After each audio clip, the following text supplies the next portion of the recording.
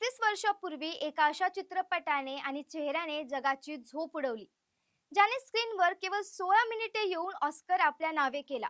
तो चेहरा होता डॉक्टर हॅनिबल लेक्टर यांचा. हॉरर चित्रपटाची व्याख्या बदलणारा आणि सायकोलॉजिकल थ्रिलरचा बाप मानला जाणारा the silence of the lamps हा चित्रपट आजही प्रेक्षकांच्या अंगावर काटा आणतो.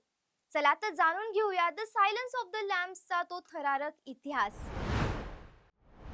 नमस्कार, मी स्वराली बिडवे आणि तुम्ही पाहताय टॉप न्यूज मराठी. 1999 मध्ये जेव्हा हा चित्रपट आला तेव्हा हॉरर चित्रपटाकडे पाहण्याचा दृष्टिकोनच बदलला. थॉमस हॅरिस यांच्या कादंबरीवर आधारित या कथेत दोन मुख्य ध्रुव होते. एकीकडे FBI ट्रेनी क्लॅरिस स्टार्लिंग, जिच्या डोळ्यात भीती पण मनात जिद्द, आणि दुसरीकडे डॉक्टर हॅनिबल लेक्टर, जो एक सुसंस्कृत डॉक्टर आहे पण प्रत्यक्षात एक भयानक नरभक्षक सुद्धा. सिनेमाच्या इतिहासात हजारो चित्रपट येतात, पण ऑस्करचे बिग 5 जिंकणारे मोजकेच असतात. 64व्या ऑस्कर सोहळ्यात या चित्रपटाने best picture, director, actor, actress आणि स्क्रीन प्ले असे 5ही मोठे पुरस्कार आपल्या नावी केले. सर्वात महत्त्वाची गोष्ट म्हणजे बेस्ट पिक्चर जिंकणारा हा इतिहासातील पहिला आणि एकमेव हॉरर चित्रपट ठरला. केवळ $19 मिलियन मर्यादित बजेटमध्ये तयार झालेल्या या चित्रपटामध्ये बॉक्स ऑफिसवर $272 मिलियन आकडा देखील पार केलाय.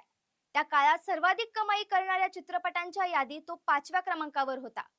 अँथनी हॉपकिन्स यांच्या अभिनयाची जादू अशी होती की ती स्क्रीनवरही कमी वेळ दिसून देखील प्रेक्षकांच्या मनावर त्यांच्या अभिनयाने ताबा मिळवला होता. जर तुम्हाला सायकोलॉजिकल थ्रिलर आवडत असतील आणि हा क्लासिक सिनेमा अजूनही पाहिला नसेल तर तुम्ही हा चित्रपट Amazon प्राईम व्हिडिओवर पाहू शकता. इंग्रजीसह हा चित्रपट हिंदीमध्ये देखील उपलब्ध आहे. तुर्तास इथेच थांबूयात. पाहत रहा टॉप न्यूज मराठी. आपला महाराष्ट्र, आपली बातमी. आता जोकासू STP या अत्याधुनिक जॅपनीज तंत्रज्ञानाने सुसज्ज, quick installation, energy efficient, noiseless blowers, low maintenance या आणि अशा वैशिष्ट्यांनी परिपूर्ण जोकासू STP तंत्रज्ञान प्रकल्प उभारणीपासून ते विक्री पश्चात समाधानकारक सेवा देणारी, भारताबरोबरच परदेशात देखील प्रकल्पांची यशस्वी उभारणी करणारी company Deccan water treatment private limited.